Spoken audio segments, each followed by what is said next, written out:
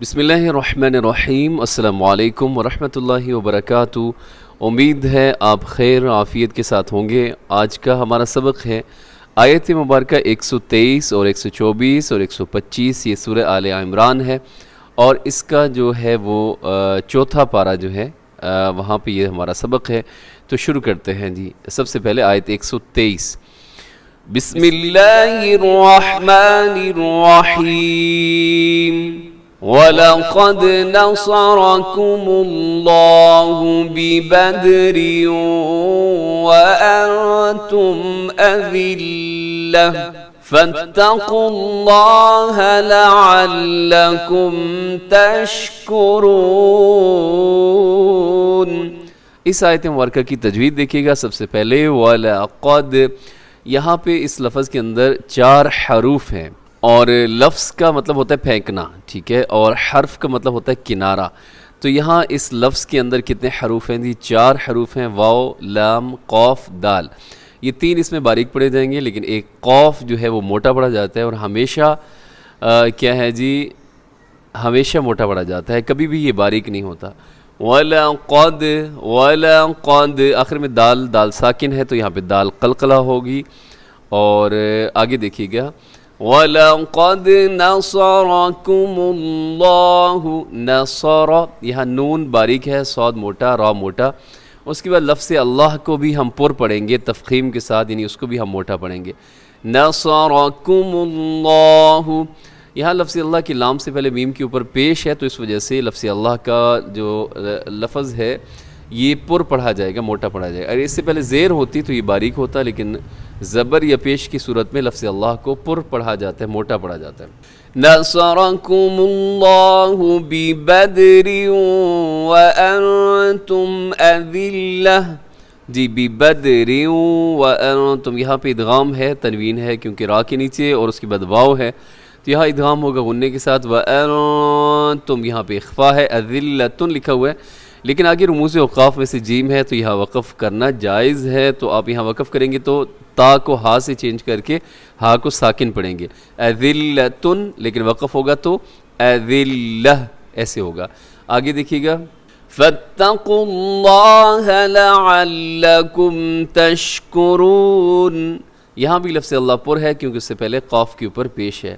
اور لعلکم، عین کا خیال رکھیے گا، تشکرون، شین کے اندر صفت ہوتی ہے تفشی، جس کا مطلب یہ ہوتا ہے کہ آواز پھیل جاتی ہے شین کو ادا کرتے وقت۔ تشکرون، تشکرون۔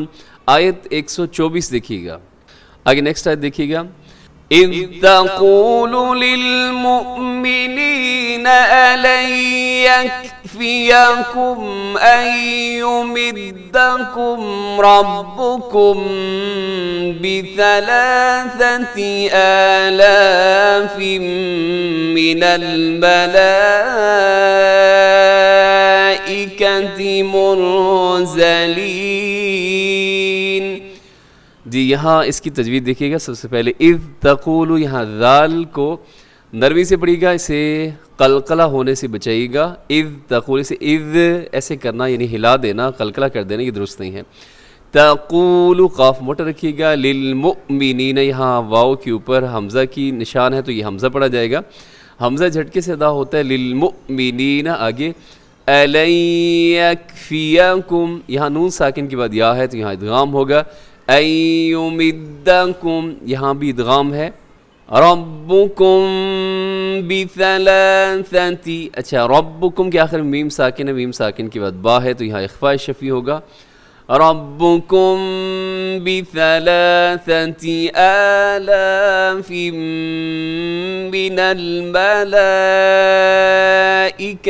مُنزَلِينَ، جی آلاف، یہاں بھی ادغام ہے، اور ملائکتی پہ بڑی ماد متصل، منزلین میں اخفا ہوگا۔ آیت دیکھیے گا 125، بَلَىٰ إِن تَصْبِرُوا وَتَتَّقُوا وَيَأْتُوكُم مِّن فَوْرِهِمْ هَٰذَا يُمْدِدْكُمْ رَبُّكُم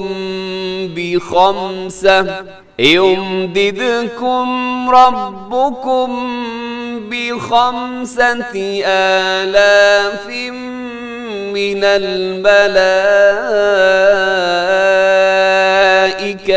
مسومين.